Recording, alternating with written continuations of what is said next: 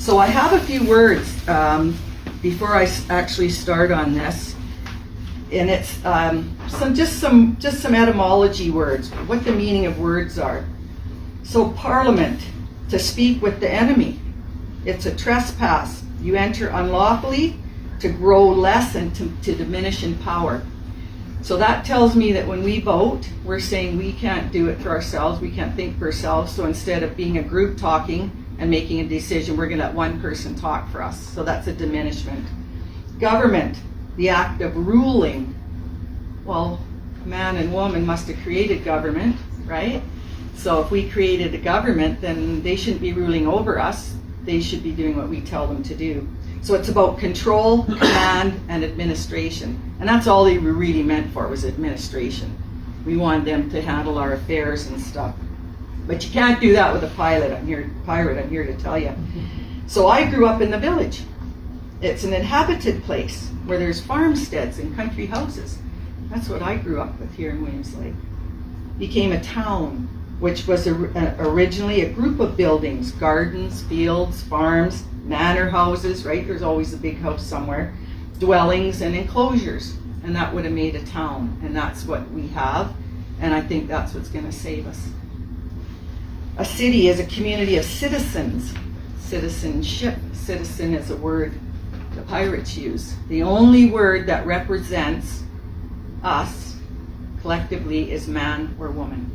That's it, boy or girl. You get into child, parent, you, even the word you gets you back into their jurisdiction. It's frightening, really. The legalese is there to deceive. So a community is a citizens, it's large and it's important and it's capital. Well, when you have something that's more important than someone else or something else, everybody's home's their castle.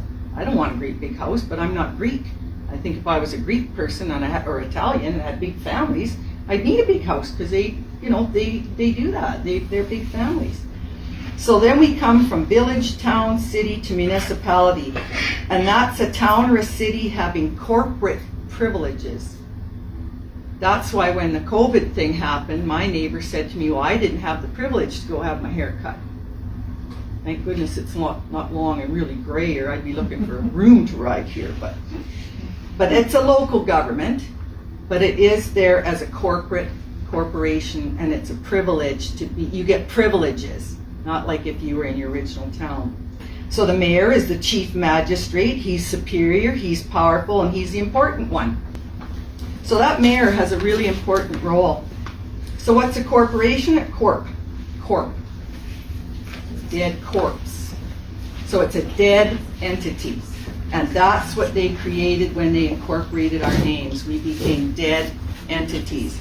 So if we found ourselves in the court, in the pirates' court, they had to summon us. We had to be summoned. That's why the judge says everybody stand, right? Because you're dead, so you got to be summoned to stand up. And then you have to be represented from the living to the dead entity so that they can discuss how they're going to deal with you. So it's a dead body, it's a body in form, appearance, and it's an assumption of a body. And that's why you can't talk to anyone that's in a corporation, like your mayor, your school district person, your prime minister, any of these people. If they're involved in a corporation, it'd be like going into Subway and saying, well, I don't like how you're making your sandwiches, and they go, okay, and then as soon as you go, they continue the way they are. They don't hear you because they don't see you as the living man or woman. So legalese is the language that they're talking about. It's not lawful, it's not the language of the people. And it means to gather, pick out words, to contract, or contrivance. And a contrivance is a plan or a scheme. It's invented for attaining an end. And that is to deceive. Okay, we'll talk a little bit about that. So piracy in general is a willful depredation and hostility to the law, because the pirates had no law on the sea, none, and they've come onto the land. Treason is a betrayal of trust, treachery, and a breach of faith.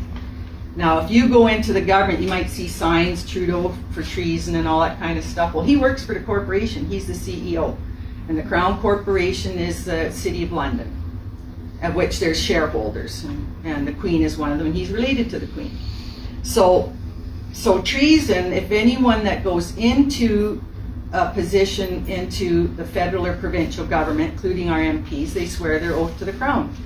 So they can't represent us. They can't speak for us. There's nothing, or it's just wah, wah, wah, when you go talk to them, literally. They cannot hear you, they cannot do anything, and I'm going to prove that to you as well.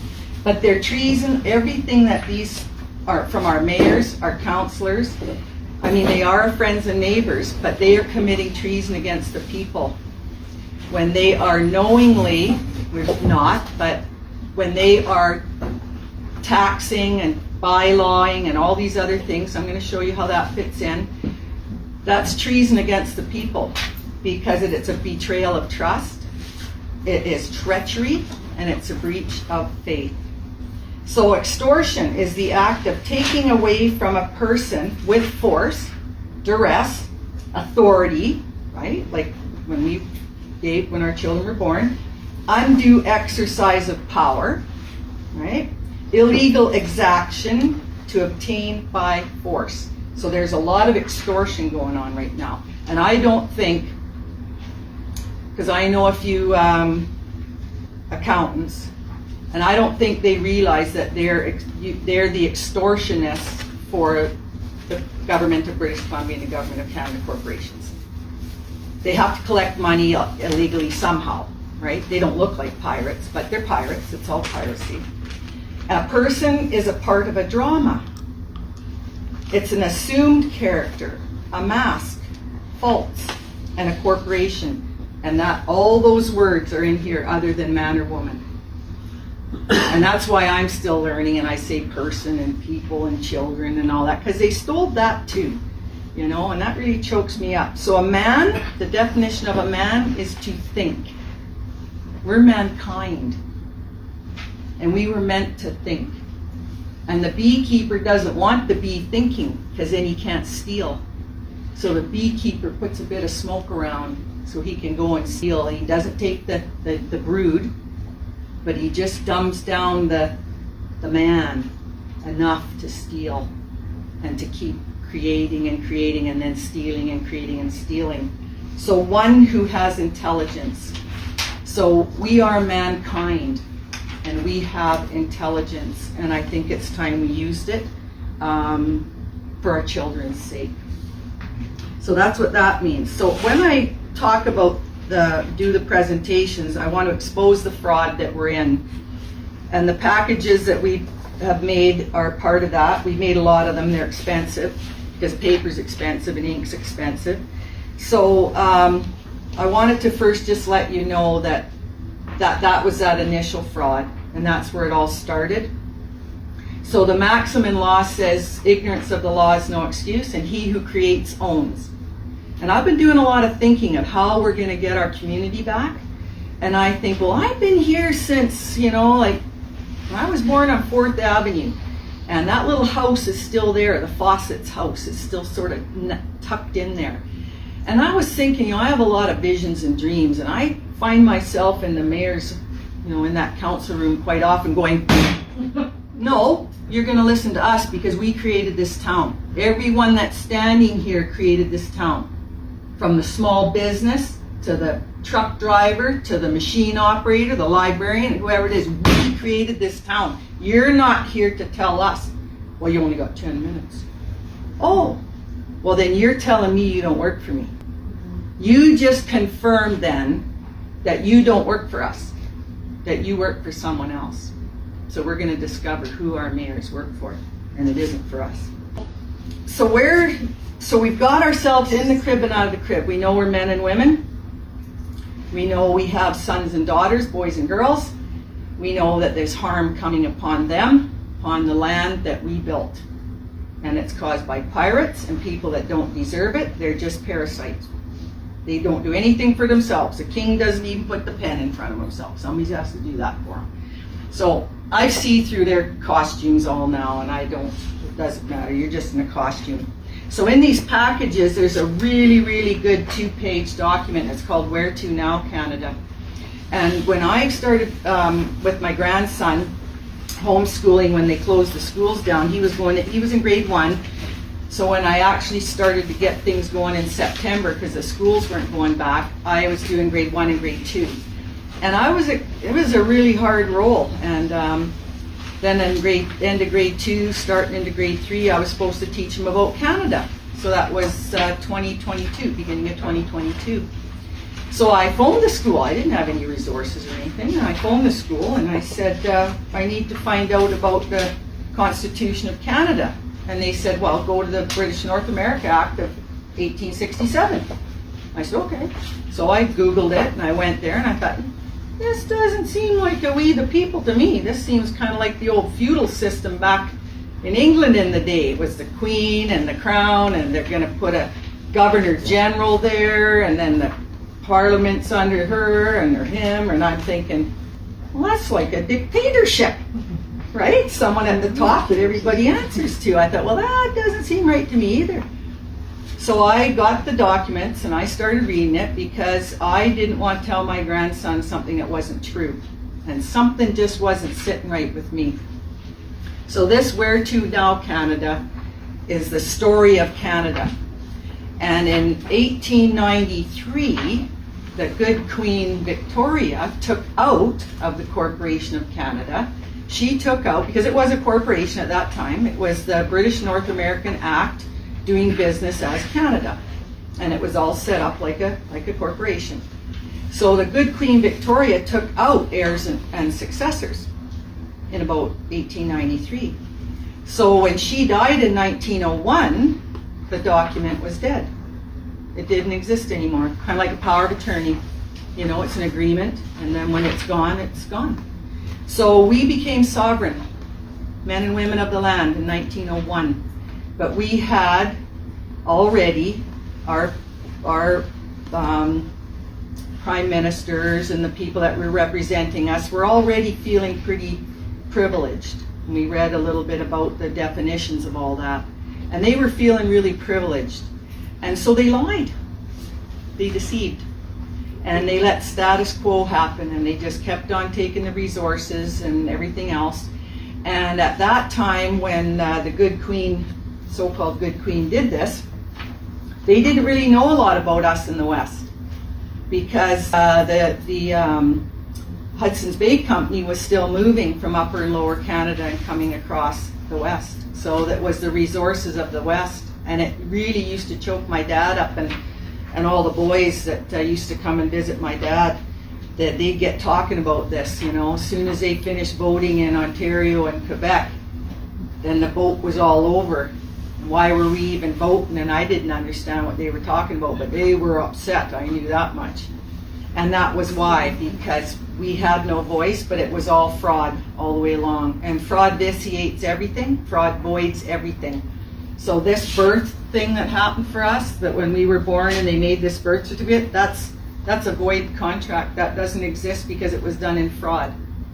But the only way you can deal with fraud is to have a contract, and the contract's broken. Well, we never made the contract, and hopefully I'll be able to tell you a little bit more about that. So it tells all the lies, tells us what we really have, and all the lies from that point on. So that's what that part is in there. And then, because I don't want you to think I'm giving you just a whole bunch of talk for nothing, I went to the Canadian Parliamentary website. And again, I was researching for my grandson, you know, what's Canada? So I went to the Canadian parliamentary system, and it says Canada is a constitutional monarchy. Well, I already found out that the monarch in 1901, we were already sovereign. So I thought, well, something's a little tricky on there. Plus, constitution is one thing and a monarchy is something else. So I thought, yeah, that's a little more trickery going on. So it says it's a parliamentary democracy founded on the rule of law, land, air, water, and respect for rights and freedoms. The government acts, that's a key word, right, pretends, in the name of the Crown. Well, we know who they are. They're the big main corporation of the pirates. But derives its authority from the Canadian people. Well, we know people are fiction, according to their law book. Doesn't say men or women. So A little more trickery going on in there. The Constitution involves more than a single document. Well, that's more trickery too, because the more documents you get, the more convoluted it gets, right? The Constitution Act of 1867 brought Canada into being. That's the corporation. With a constitution similar in principle to that of the United Kingdom. Yeah, feudal system, just like I thought. The Constitution Act of 1982 contains the Canadian Charter of Rights and Freedoms. So that's for those in the corporation. That's why when any of the law cases went, they couldn't do anything. And that was a game to make us feel small and hopeless. And it's a procedure for amending the Constitution. Some of Canada's most important rules are not matters of law, but are conventions or practices. So this is all just corporate stuff. That's all it is. And the Constitution Act of 1982, I researched that too, because I thought, oh, okay, there it is. And I was reading that, and then I was looking over all the documents. And anyone that wants to know, I can send you the documents. And I was reading through them, and there was the BNA Act of this year, and the BNA Act of that year, and I could get the thing and show you. But anyway, all these BNA Acts, well, then it's not a constitution, it's all these different acts. But when Trudeau Sr. tried to put in the Constitution Act of 1982, Quebec never signed it. It was never ratified. That's why they did the Meech Lake Accord and the Charlottetown Accord, and they were trying to get Quebec to sign. And I asked myself, well, because I looked to see why it wasn't done and all that. Quebec never signed because Quebec already knew they were sovereign from 1901. They knew that. And so, and if they'd have signed, they'd have lost their French language. Well, that French and English thing's been going on for a long time between those royal families, the French side and the English side, and because they're all related through marriages and all this stuff. So that's just another big lie too. It's never been ratified. We are a sovereign land. We are a sovereign land, and I want to show you that with their own document. So then you might say, well, how am I so certain that they're pirates? Why do I call them pirates? Well, part of it is because of Black's Law. It's the law of commerce. Commerce is the law of the sea. Sea is vessels. Vessels were pirates. But Parliament says so.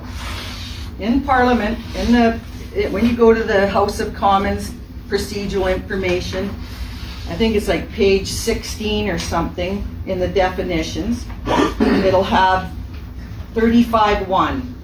And then it'll list A all the way down so that in every enactment, these definitions apply. Canada, for greater certainty, includes the internal waters of Canada and the territorial sea of Canada, the corporation. So it doesn't say anything about land.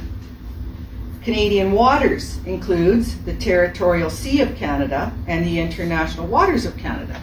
Again, no land. It does not talk about land. We are already sovereign on the land. We just have to know how to get ourselves back where we belong. And again, with the Oceans Act, they just talk about water, the continental shelf, because the pirates only have jurisdiction so far out, right, from the landmass, and then the rest is open waters, and it's fair game kind of deal. I watched a few pirate movies when I was a kid. In relation to Canada, it means the continental shelf of Canada in the Oceans Act. So it's the continental shelf and the international law and the domestic laws. It's the laws of the pirates. Okay? So I didn't want to tell you anything that wasn't true. So then, how do I know it's a corporation? Well, I started looking into that too. So I went and I was looking and how do I know it's a corporation? And I heard somebody in England say, well, they were looking for something, and they said, oh, you can go on Dun & Bradstreet. So I Googled Dun & Bradstreet, and I put in Government of British Columbia, because that's where we live, and I do maps of British Columbia. I'm trying to teach my grandson about that. Now this is pretty woebegone because I've photocopied it a lot of times, but this came up, Government of Canada. The overview, it's an executive, it's an industry, executive, legislature, and other general government support, public administration, general government, and its address is room 901, 91F, Harcourt House, 10 Harcourt Road, Wan Chai, Hong Kong. So British Columbia is registered in Hong Kong. And that will come into play a little bit different. Government of Canada, same thing, key principal, Justin P.J. Trudeau. I don't think he just is a daft fool because he's as sly and slick as they come. He acts like a fool, and in some things he is a fool. He can't count probably to save his soul, but he is not a dummy. And then I also went to the United States Security and Stock Exchange Commission, and I found British Columbia. And there is lots of us are traded back and forth on the stock exchange, and it shows where we're registered. British Columbia is registered in, we're a United States company, and United States Securities has Canada, and I've got most of the provinces and all that too. They have a number there. They took it down last week on the 14th or 15th. They took it down. I can't get to it. So I was talking to my other grandma, my daughter's, my grandson's other grandma, and I really wanted someone to talk to, so know that I'm really grateful to have you all here and I can talk to you about it. I really, really appreciate it because I'd been going kind of nutty in by myself. And I said, did you realize that British Columbia is registered in Hong Kong? And I was like really freaking out. Well, how did you hear that? She said. And I said, it was on Dun and Bradstreet, I'll show you. She happened to be there and we went on Dun and Bradstreet. She says, well, I don't like this. It says you use cookies.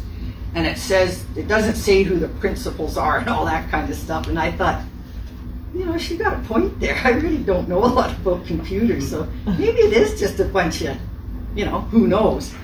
So after she left, I had a bit of time, I got some thinking about it, and so I just put, who is Dun and Bradstreet? And lo and behold, they came up on Wikipedia. They really exist, and they've been around since 1841. And they were the ones that registered all the pirate ships, and all the merchants, and all that kind of stuff. So that just confirms something else. And their operating income in 2021 was $71.7 million. So I thought, well, pirates are doing pretty good off of all of us. So that shows you that it's true, that we are corporations. So then that brings me to, well, how are we going to deal with these corporations? Because they are so big. You said that they're pirates from the 1700s, and it goes back to Egypt, and oh my. And I felt like that too. So I went to bed and I thought on it, because I don't sleep very good, and I thought on it. How does something like this have so much power when it's, it's big, no doubt, and they have all our money, but how would the masses ever have a hope of taking down something that's that big and that powerful and all that? And again, I'm teaching my grandson, so I'm thinking, well, how would you tell him that? And I thought, well, if an animal finds itself in an anthill, sometimes the ants can take it down just one bite at a time. And then if you have a lion, and there's a bunch of hyenas, and the lion finds itself by itself, sometimes the hyenas can get the lion down a bite at a time. So I think we need to take these down a bite at a time. I've got a different approach. Well, when I'm finished, we'll have questions. So the Clearfield Doctrine then is a court case, a Supreme Court case in the United States in 1943. And the Clearfield Doctrine was the Supreme Court case between the corporation of the Clearfield Trust Company versus the United States Corporation. And it began through fiat money because the Americans, the Corporation of the United States sold its bank in, I think it was 1918, and they brought in the Federal Reserve. So they were using the Bank of London's money instead of their own currency. And that happened to Canada too in 1974 when Trudeau Sr. sold our bank, the Bank of Canada, to the same pirates in Bank of London. And then our money became fake money as well. So the Clearfield Doctrine court case from 1943 between the Clearfield Trust Company and the United States Corporation, the Supreme Court told the United States Corporation that they lost their sovereignty because a corporation by any name cannot claim sovereignty. Because a corporation, the pirates don't care what you are. If you're Tim Hortons, you'll go get donuts.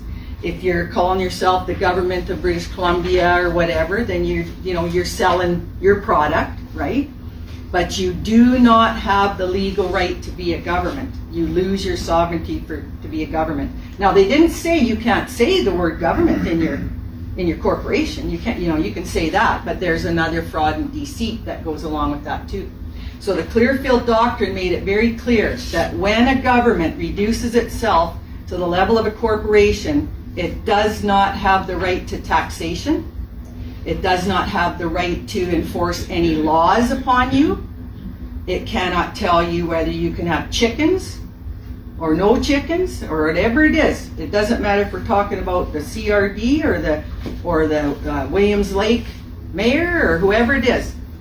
When you are a farmer and you want to make an agreement with the guy you buy hay from, you want to buy some round bales from hay, you have an agreement between yourself and the one you're going to get the hay from. And so if there's a problem with that hay, you have a recourse usually, right? So you tend to deal with people you know, and you have relationships with people you know for that reason, because you're contracting, okay?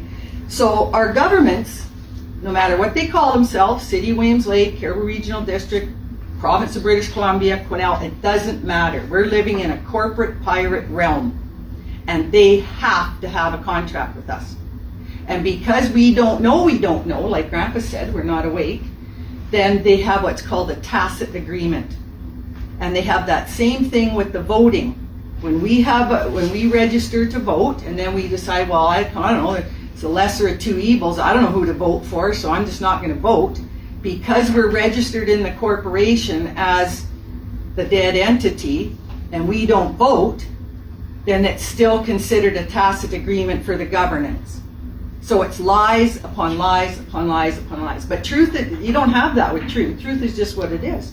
And the Clearfield Doctrine can be used worldwide because it's a corporate commerce case.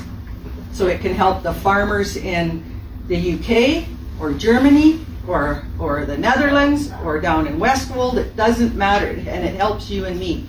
Because there are court cases that are a little bit more complicated. But the Clearfield Doctrine is very clear. A corporation by any other name is still a corporation, and you have to have a contract. And if they have one that's in a tacit, and we know then that we haven't, that's how we get our property and stuff back. That's how we can put a stay in there at this point, because they can't tax us. And our regional districts know this. I've served them with this notice, and I didn't want to lie and tell you something that wasn't true. So I've sent documents in, freedom of request. I want you to show me where I agreed, or my family agreed to all these covenants, and the Queen was on there in the Province of British Columbia corporations. And so I had to give them 30 working days. So they came back to me and they said, well, we can't find a contract or a consent to contract for any of these things, the bylaws or anything else. And I said, well, thank you very much.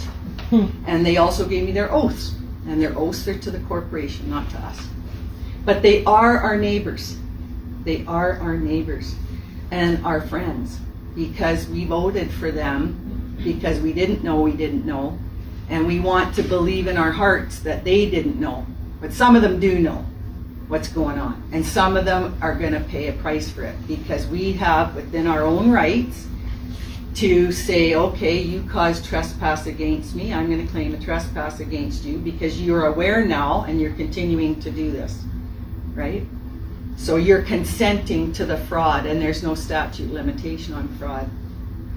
So I did that, and then I put documents together now that with my Land Title Act, that I'm not going to pay taxes, because I went through the federal, provincial government as well. And I said, I wrote 3 letters, and I said, hey, I've discovered that we're a corporation. I didn't know that. So can I see the contract that I made to pay property tax? Because Clearfield Doctrine, taxation is one of those things. So they never got back to me. Well, when you don't get back to someone, that's called a tacit consent. They're agreeing because they're not saying anything, just like we were. We were agreeing because we didn't say anything. Same thing for them. So then I sent a second letter. I had more information, and then a third letter. And I've since discovered through the oracle that told me to watch my language, Edward, hi Ed, he told me about another case, and that's where in 2011 in England, when they had the tube bombings, you know, after the 9/11 thing, and then there was these bombings everywhere, and there was these suicide bombers over there in England.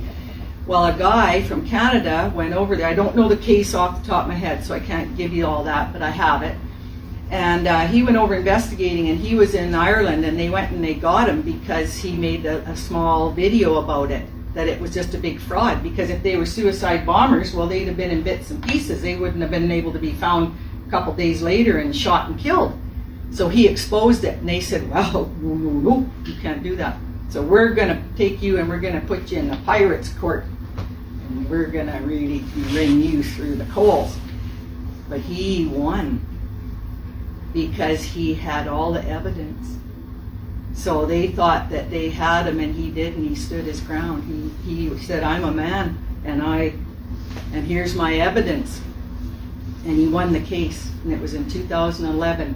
And that court case said that the Queen was lawfully not a valid monarch.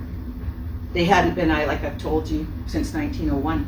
But that court case proved it. And that court case will be going in with my land title stuff and anybody else's. Because we have the proof that they don't have any jurisdiction on the land. And that they're just a bunch of big fraudsters wearing costumes.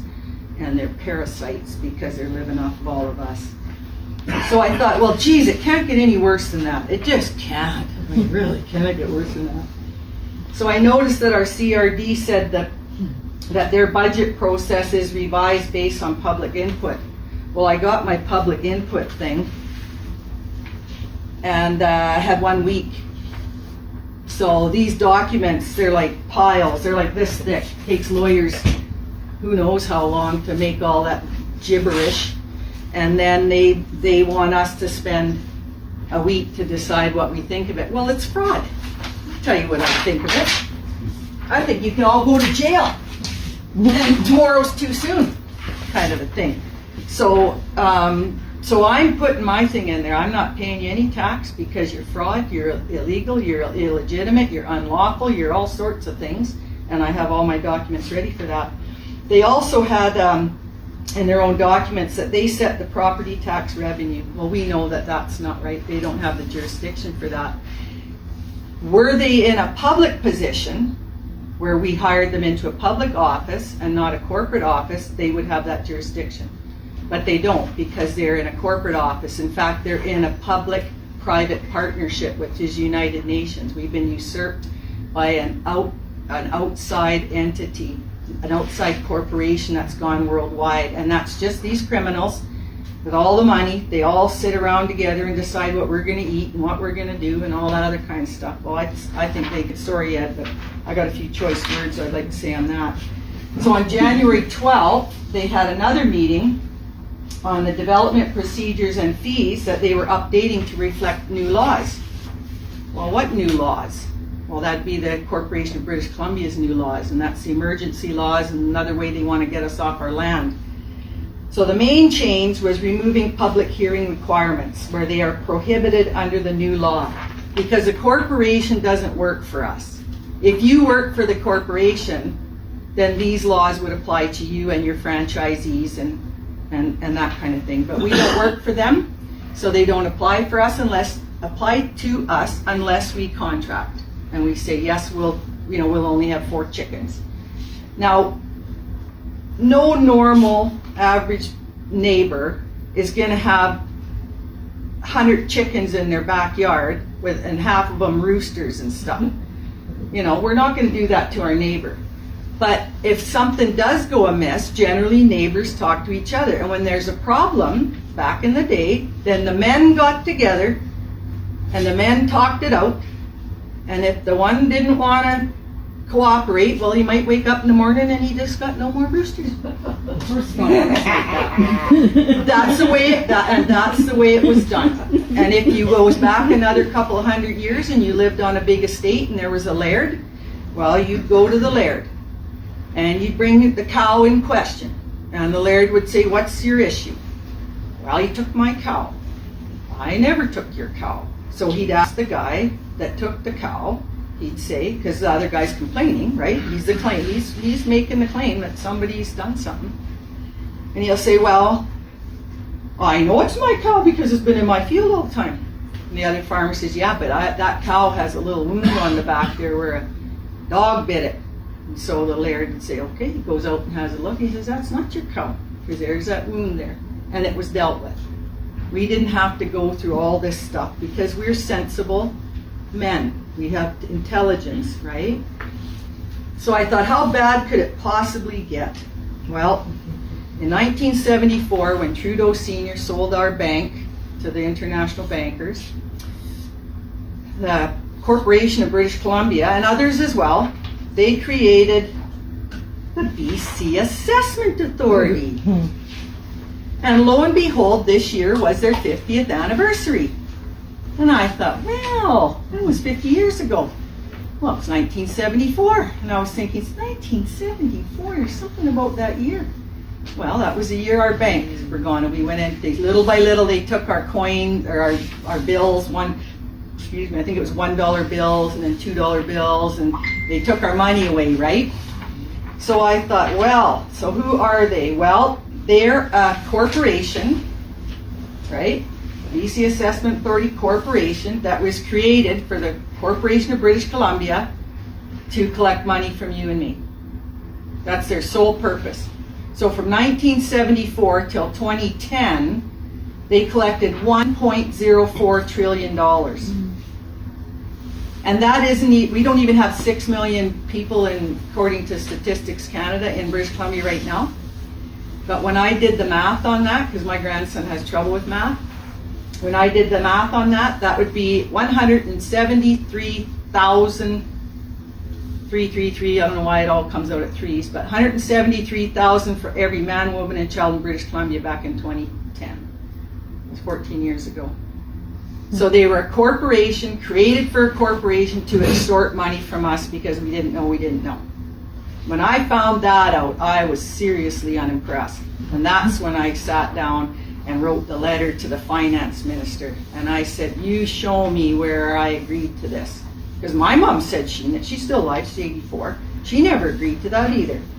So what is it, a crown corporation? It's a state-owned enterprise. It's a government entity. Well, we know governments are corporations. In order to earn a profit for the government, for the corporation. The national government or provincial government, right, because the province of British Columbia is a sub-corporation of the government of Canada, and Williams Lake is a sub-corporation of British Columbia, so it just keeps going up. And same with our regional districts, been amalgamated into Williams Lake. So it's a national government or provincial government has majority ownership over these state-owned enterprises, and they're established to pursue financial objectives. Well, I just think that's a bunch more piracy, and I'm looking for some trees, nice sturdy ones, and some rope, and it'll be Old West style for me. So if that's not still enough, we're still going down. We think, well, let's go to our MP. We voted for him, we're going to go to him, and by God, he's going to fix it up for us. Well, he can't do anything either, because he belongs to the corporation. When he goes in there, he swears his oath to the corporation, just like the CRD swore those to the corporation, the mayor swore his to the corporation. They don't represent us. We need to get that back, because we built this town, we live in this town, and we want our town to do what our town wants and not what some United Nations corporation thinks they should do. And that is having no farms, no food, living in 15-minute cities, which is good if you're old, you want to get around, you maybe don't want to do 5 cords of firewood. I figure when I'm 80, I'll decide. But I don't want someone telling me that I can't go visit my friend in Kelowna, or my old lady friend can't go see her great-great-granddaughter in Quesnel, because she's gone her limit of getting out of town or whatever. So there's pros and cons to that too. So if you're a pirate, and we know they are, and they want to extort, lie, steal, and every other nasty thing they can possibly do to us, they got to sell it to us. They got to make it sound really good. So we'll go to our MPs, and we're going to ask them, You better fix that up. We voted for you. Well, that's what happened to the people in Alberta in 1990. They hired, or what they thought was hiring, to represent them. They didn't know that. An MP, J. Wilton Littlechild. Now, Littlechild was voted overwhelmingly in I think it was Wetaskiwin, Alberta. And he was voted to go into the corporation and go against the GST. But when he got in there, he had to swear his oath to the Crown. So he has to do what the Crown says. And the people were not happy. So when they found this out, they took him to court. And in 1990, the court case came about. It was the Wilton Littlechild MP versus Citizens of Canada. And now we know Citizens is the dead entity. And it was at the Queen's Bench. Well, we know she's illegitimate too. And the judge, it was in 1990, and this is what the judge said. He said, however, I am satisfied that the plaintiffs have no cause of action against the defendant. I know of no legal duty for an elected official to represent the people. He came right out and he said that. He said, well, it would be a good thing though. You know, it'd be nice if he could do that, but there's no legal means for him to have to do that. He has to be able to, or she has to be able to go into their government position and have the freedom to do what they're expected to do. And it's just theater. It's just acting. It's just masks. And if you ever watch the House of Commons and you know that you know, it is just, it is just the biggest bunch. Oh, it's the biggest bunch of theater. So he said, at the end, he said, well, it appears to me that the only remedy existing for the plaintiffs, that's the men and women in the country, because this is law, right? It isn't just in Alberta, is to vote in a future election.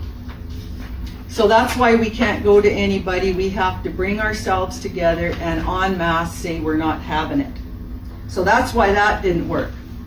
But that still isn't enough of a crime for these guys. So now our CEO, Edie, who has got himself in a lot of other hot water over the years when he was in, I'm learning all this stuff from, because I'm meeting people around Canada on Zoom calls and in international calls. And he has gotten himself into some pretty shady stuff with the RCMP, who are a corporation as well. They don't represent us either. So they have this new thing, and this is why it's really important that the farmers, the ranchers, and you and me, especially if you're rural and you're out of the city district at all, because they want us into this 15-minute city. And Williams Lake is very important strategically. I think they tried to burn us out in 2017 because any of the men that said we're not leaving, we're fighting, we'll help fight the fires and all that, they were getting a lot of resistance from the provincial government. Well, why would you do that? You know, I remember traveling in the probably 1966 or something, because I was just maybe in school, and we were going to see the relatives that lived in Vancouver, and we got stopped at Hell's Gate, and the forestry guys were coming along looking for men to fight a fire. And my dad was a fireman, and we all ended up falling asleep in there, and you know, he came in there all black, and we were there late, and all that kind of stuff. And now they don't want anybody helping anybody. And they have made this new emergency act. So, and it's very scary, but remember, we don't have to be scared. We're the elephants here. We have all the power, and we are not going to let a bully scare us into doing things that they can then, you know, pick us off. And it's a corporation. It's their rule. We don't have to rule. We don't have to live by it unless we consent. But we have to let them know we don't consent. Right? That's important, because otherwise it's a tacit consent. We're going along with it. And I got lots of documents to help you with that. So the main thing, and it was really upsetting the Thompson-Nicola Regional District. The members there were very, very worried about it. And they sent Evie a letter on December 6th, and again on the 29th of December. And they were saying to him, look, we are really worried about this new disaster management thing. The wording of it, who's going to pay for it, because it comes back to the communities. How's it going to be enforced? Because they want to enforce you to get you off your property if they have a potential that something might happen. And they're using this a chicken flu, if your neighbor's got chickens or there's a chicken farmer or a ranch or something, oh, now there's some kind of mad cow or something, so everybody has to go because, right? And all this kind of bollocks. So we have to know what they're trying to do. So there has to be a potential cause and a threshold for action, those two things together. And what was really upsetting the Thompson-Nicola Regional District is because we're spread out. Canada's a big country. I've been all the way over to the tip of Newfoundland. I went to Lanceau Meadows where the Vikings were. And it's a big place. There's room for everybody. And there's enough for everybody too, by the way. So if it's a potential cause, even if it appears imminent, like fire, I put fire there because I've seen what's going on in the forest. They don't smell the same. Seen what's going on in the skies. Rioting is new. Security threat is new. Terrorist activity is new, and a prescribed incident is new. Now, a prescribed incident could be where they lit those fires in the wind, right?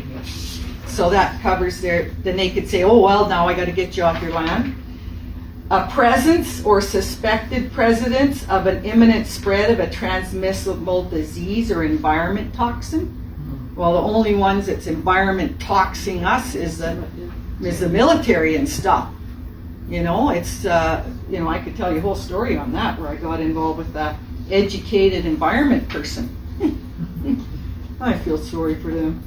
Prescribed type of event or a presence of a suspected presence of a prescribed circumstance. And they even say in their big, huge book that these things aren't quite defined. But they need to move ahead really fast because the smoke is clearing and the people are wising up and the people are not having it. So when they talk about rioting, and this was super funny for me, it was one of the few laughs I've had, because when they put down this, I'll read it properly here to you, this number 1, which is security threat. And if you watched any of the stuff that happened in Kootenay, not the Kootenays, the Shuswap last year with fires, you'll know how the people were treated there. So under this new one, under the Emergency and Disaster Management Act, security threat means actions that severely impair the functioning of a government or society, including actions relating to overthrowing a government. And when I read that, I just laughed. I was laughing so hard, I went, man, oh man, you're not even a government. I could see it if you were a government, but you're just a corporation that says you're a government. And I put that in some of my documents that exposes the fraud. It's listed right in there that you cannot call yourself a government. It's just a word on a page, and that's in Black's Law. It's fraud, right? So that had really gotten them upset about that. So that was pretty funny. I got a good laugh out of that. So how do we know how to defend ourselves? Well, it's really simple, actually. We have 10 points of contract law, and I made this really simple. It comes in a little book. It's for lawyers, but I just made it simple. And you have to have the power of a choice, right? You want to buy that hay or not buy that hay. You want someone to cut your hair or fluff it up for you, or you don't. You make an agreement. So there has to be free will to do it. There has to be one or more party needed to contract. Well, that's common sense. You're not going to contract with yourself. There has to be an agreement. So somebody makes you an offer and you accept it or you don't. And you can do a conditional acceptance, because you can say, well, yeah, I bought that hay, but if I get it home and it's rotten in the inside or it doesn't weigh what it's supposed to be and all that, well, we're going to have to figure that out, aren't we? And you make those arrangements, so there's a conditional acceptance that goes on there. And a tacit one, I told you that before, that's if you don't say anything. You can't decide, you don't say yes or you don't say no, and you don't say anything, well, that puts you into their jurisdiction. So you best make a decision when something's put before you. And there has to be an intention to create the relationship. You can't say, well, I'm going to get your hay. I need to know I'm going to do your hay. Or I'm going to come, will you hold that dress for me? You know, I'll be in on Friday. And then you don't show up for like 2 months, you know. So there has to be, you know, you have to have that relationship built in the first place, because otherwise it's fraud and you can be in trouble. If I asked Jennifer to hold a dress for me and I didn't come back for 2 months, and then she see me and she said, you know what, I could have sold that dress twice over, now it's on sale, I have the right to charge you the difference on that, you know. And she would. She would be in her rights to do that, because I would have to prove differently. The proof is on the claimant. So the government is the claimant. They're saying you have to pay tax, or you can't have chickens, or you can't park your logging truck in your yard, or whatever you're doing. Now, you're not going to do something that's going to harm your neighbor, obviously, but that's how this works. The person that says you got to do something has to show you. Prove it then, right? So there has to be lawful consideration too. Well, I'll pay you for the hay, or I'll pay you for that dress. I'll pay for the whole thing. You know, something happened and I know you got everything on sale now, but I'll pay it the full price. And so there has to be a lawful consideration. There has to be win-win on both sides. You can't make an agreement and then it's all a big lie, which is where mortgages fall in. Mortgages are already paid for. They're paid for out of your birth certificate. But you didn't know when you put your signature there that you turned the trustee beneficiary thing upside down. And that's just another big fraud. It's all fraud. And there's ways of dealing with it.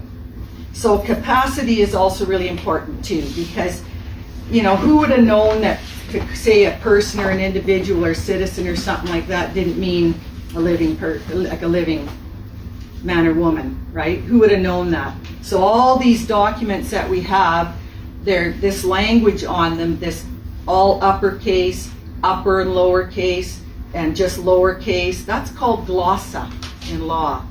And glossa, you know, you've heard the term, I'm just going to gloss it over. You know, let's just gloss it over. Well, that's a legal term, glossa. And it means deceit in language.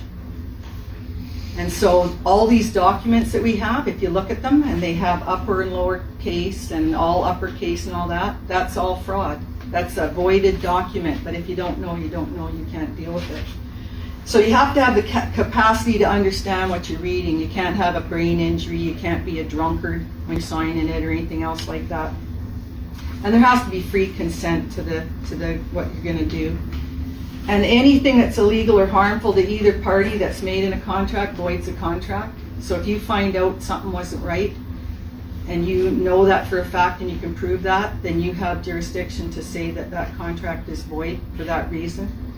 You have to have a certainty of meaning, and there's a difference between a signature and an autograph. An autograph is the living, the man or woman, and a signature is the fiction that they create that we have to put on documents is under signature. And there's ways to sign that as well. So if you see something that says autograph, and I'm just learning about this, different people have different ways of doing it, but Edward, the Oracle, he told me just keep it simple, Darcy. Just keep it simple. Don't get into the muddied waters. He said just make sure that however you sign, and that there's a colon in the middle, and then you put the other name on there. You never put surname or anything, and then man or woman. And if it's your children that we're talking about, your son or daughter, and it's a school issue, then you put boy or girl. You don't go into any of their language, and we're going to have to deal with that too. So you have to have certainty in your contract. So how do you know then? So that's really easy to understand in making a contract. And the 12 presumptions of court, I mentioned this in some of the documents because we don't need to be represented. If we want to have a claim against someone for wrong or harm, then we can just go in and we can represent ourselves as living. We don't need to do that. How can we do that? It's by this. This is the 12 presumptions of court. It's a Roman court, so I told you I wasn't lying. It does not operate according to any rule of law, land, air, water. It's pirates' rules. But by presumptions of law. Therefore, presumptions presented by the Private Bar Guild, that's the British Accreditation Society. So if you ever see the Australian bar or whatever it is, they're worldwide because the pirates are worldwide. It's their rules, it's their courts. So, if presumptions presented by the Private Bar Guild are not rebutted, they become fact and are therefore said to stand true or as truth in commerce. Pirates' truth. There are 12 key presumptions asserted by the Private Bar Guild, which, if left unchallenged, stand true, and that's public record, public service, public oath, immunity, summons, custody, or children, court of guardians, court of trustees, government as executor and beneficiary, right, corporation, executor de son tort, incompetence, and guilt. So this is a really good paper to have because it explains how they use their trickery. So that's what the package involves. It tells us who we are, who they are, and how we got into the mess. But then there's just a little bit more now, and that's the New World Order. How did the United Nations and all that get involved? Now, did you want to take a break, or do you want me to just finish? I'll just ask you. Keep going. Go ahead? Okay, so I'll just finish it If up. anybody doesn't know, washroom door is unlocked at this end. Okay. Thank you all. Bless your hearts. Okay, so now we've got that first part of the fraud. Now, how did we get into the United Nations? Well, we got into the United Nations through public-private partnerships. And Brian Mulrooney did that to the Corporation of Canada and all the men and women therein in 1992. And he did that at the Rio Summit. And he went there with over 170 other CEOs from other corporations around the world. And he signed us on to the Agenda 21, which we're in now, and the United Nations, what are they called here? The United Nations Sustainable Development Goals, that's what they are, the Sustainable Development Goals and Agenda 2030. So Agenda 2030 wants 30% of the land without people on it, amongst other things, and humans living in human settlements. Well, that just sounds like feedlots to me because we're mankind. We're not human settlements or anything else like that. So we know it began 150 years ago with the Queen. We know we've been sovereign since 1901. We know we've been lied to ever since and to this day. So he went and did that. He signed us on to that whole agenda. And so when he did that, then all these documents went worldwide. So the Agenda 21 planning guide went to every local area. The UN Sustainable Development Goals went worldwide, and that's that rainbow circle we see everywhere. So if you see a rainbow circle on a government office, that tells you they're a United Nations field office. And Williams Lake's a 15-minute city, so don't let anybody sell you on that fact that, oh, that's just a name, or it's trying to sell you on that, because the CAOs and the CEOs have more power than the mayor, because we've been usurped by the United Nations. So we know too that in 1994, 2 years later, the municipal primer on the United Nations Conference on Environmental and Development was being implemented in every municipality. We know what a municipality is now, it's a corporation. So it went and it was implemented worldwide. And then the International Council for Environmental Initiatives is ICLEI, and ICLEI's involved big time in this, getting us off our land. They want us off of there. And when you have an agreement or a mortgage or something like that, and that whole agreement is over the land, it's actually a land agreement, not your home. So when you can't pay your mortgage, it's all a lie anyway, but if you leave your home and it's unattended, they've said you gotta, vacate your home, I forget, not bankrupt, there's another word for it. Foreclose and stuff like that. If you leave your home, and this happened to a young guy in Alberta, they did that. He was a logging type guy, and they foreclosed. He kept all his machines and stuff, and so they put him in the clink. And he knew enough to say, I'm a man, and he didn't sign anything, and 5 days later they let him out. And so then they came back, and he was in his home, and they took him again this time for 10 days, but he had a buddy stay at his home, because when he went back to his home, he found somebody in his home, a realtor in his home, and they didn't think he was ever going to come back there. So then they took him in the clink for 10 days. I'm a man, and he didn't sign anything, and then he went back, and they grabbed him a third time, and I don't know what it is, about 3 times and you're out, but on the third time, he hadn't abandoned his home, and they couldn't take it. Because the banks know that you already own what you have, because they know all this trickery, right? And so because he left the home, it was considered abandoned, and that's how one of the other ways they're going to take our homes is because we've abandoned them. The mortgages and all that are already paid. And that's another whole subject, and I'm just trying to get everybody into knowing how to stand their ground, because that's a big enough job in itself. And then also these globalists found the Federation of Canadian Municipalities, and that's when our municipalities were changed from in 2004 to the community charter, right? Another shipping term in 2004. So that's how they implemented the municipalities, and trickle by trickle, just like in the old times, the Vikings or the Saxons, they went and they took village by village, and then they came to the main cities and they either sacked it or they starved them out. Well, they're trying to starve us out. And I'm not eating bugs, by the way. Men can kill the bugs. Bugs belong in the garden, but I'm not eating them. Even my wolf wouldn't eat a cricket. So with all this happening, where does our mayor sit? Well, we need to find out. We need to find out. And so the Agenda 2030 is going to enforce on the populations of the world that were in these human settlements. They're already, BC is way moving really fast. So if we want to go to some of our national parks like we used to, we have to apply to go. Only so many humans are allowed to go, and all this kind of crap. Which is, again, like I say, they do not have the jurisdiction over us unless we let them.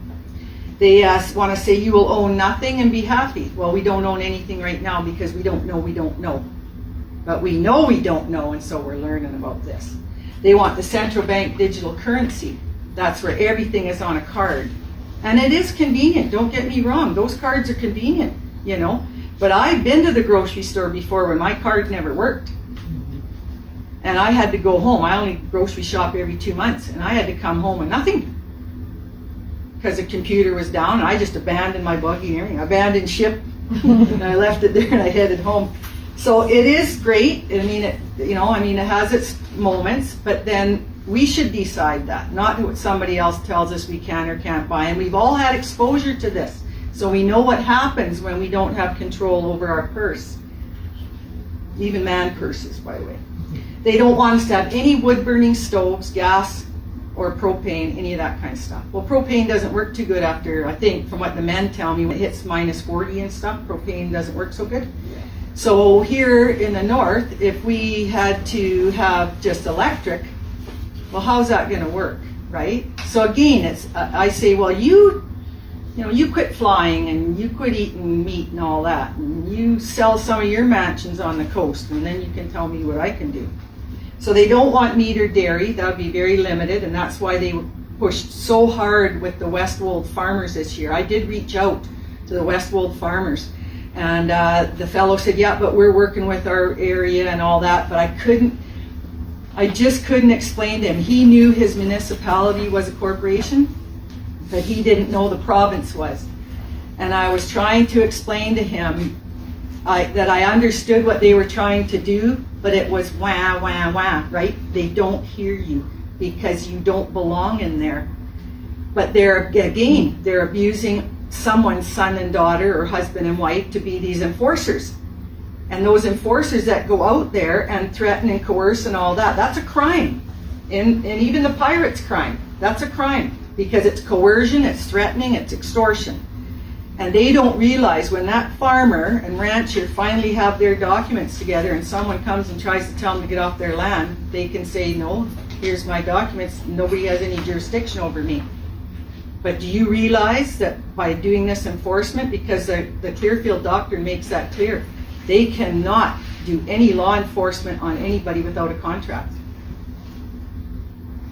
Because that's not a public jurisdiction. A public mayor has all those jurisdictions, but not a corporation without your consent. And so then those sons and daughters or husbands and wives would be responsible for any harm they cause on you, and you would be fully within your jurisdiction. That's the way criminals work. They get someone else to do it for them, right? So we're all victims. And then if they didn't have enough with our kids at birth, they want the sexual orientation and gender identity program in the schools. And I'm helping local people with that too. And that goes back to jurisdiction, same thing.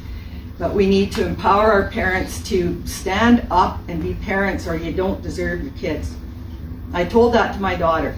She, because I was learning all this stuff, and then other grandma said, well, you can't believe everything on the internet, and all this kind of stuff, and I was kind of worried about it, and I said to her, well, you need to get your live birth record because I would like that for the family history, because I go back to 1700s.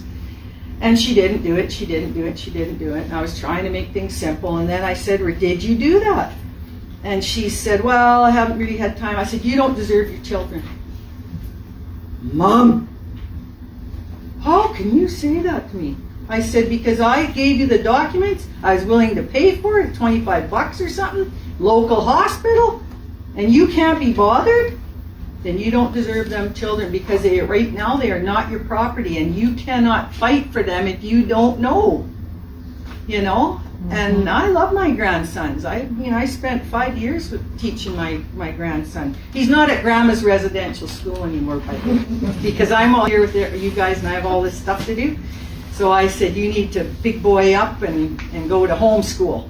I know you can do it. So that's why I'm able to do some of this stuff. So put simply, if we want to maintain our freedom, our lifestyle, and any kind of resemblance of a future for our children, because a lot of them are walking around like this, and they think having chips and being part of a machine and all that's probably really good because they've been sold on it. And we've been too busy to be the families that we used to be growing up. And that's not our fault, because it was just this slow trickle, drip of abuse. And I remember Williams Lake when I was young, and it did have a dirt street. My grandma called it a dirty one-horse town. And then the Ball family paved the roads, and we went from there, and everybody did what they had to do to build the town. So I've seen it when the Panama Mall wasn't there, and Delaney's Hardware's always been there, which is kind of disappointing. I hope Angie steps up to the plate, because these community members that are voted into these offices are going to have to step up into a lawful jurisdiction for the people, or they're going to have to step down and step aside so somebody lawful can be put in there. As long as I got wind in my lungs, because I got more wind in my lungs than money in the bank. And for those that are afraid of the money in the bank thing, they're going to take it anyway. It's just paper anyhow. So I can't be bought, because I know that, and I've had dreams about that, where these criminals have said to me, well, Darcy, you sure talk a lot. I kind of would like you to maybe not talk so much. So what would it take? And I said to that individual in my dream, I said, well, what would it take for you to sell out your grandchildren and their children and their children? What would your price be? And that's how I feel about it. And if they give you a bunch of money, what are you going to do with it? You can only buy so much food and stuff. You already own your property. And when they decide to pull the pin on all that stuff anyways, it's not going to be worth anything anyhow, like they did in India. So we can't be afraid of all that. But the men that, I was talking to Ernie and Lou about this earlier, the men that know about the forests, because right now we got a corporation, I'll just take Tolko, I think that's a forest thing. Okay, Tolko Corporation. And then you got the Corporation of British Columbia. Well, they don't have any jurisdiction on the land, but they're acting like they do. So then this corporation, they're all related as you go up to BlackRock and the Crown and all the pirates. So you got Tolko making a deal with the Corporation of British Columbia to have the resources, and it doesn't go to the people.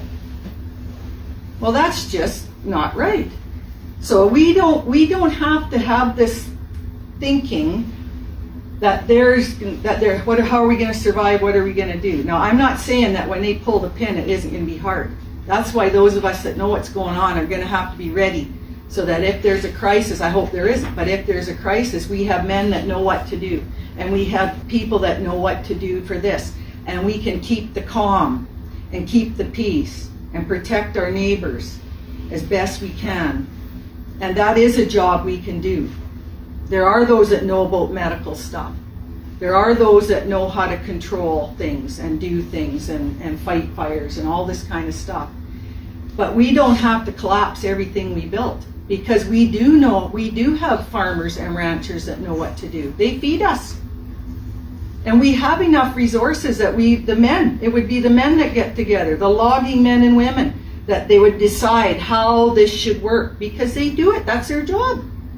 They would know how to do this. I couldn't decide how to do this. But if a car's all smashed up and comes into my bay, well, I spent 30 years fixing cars, so I could fix that. And I'm a person that looks at situations. How did it get in? It has to come back out. Same way, village by village, man by man, woman by woman. And we need to clear the smoke, and we need to do that for each other. And we need to stand around each other and our children and our grandchildren, because we did have a good life. So, and I have all documents, and we're going to have other meetings. That's why those papers are there. So if you want more information or you want to talk to me one-on-one, I'm more than happy to do that. But we can get small groups together and talk about these things in a little more depth. You can see the documents, because I would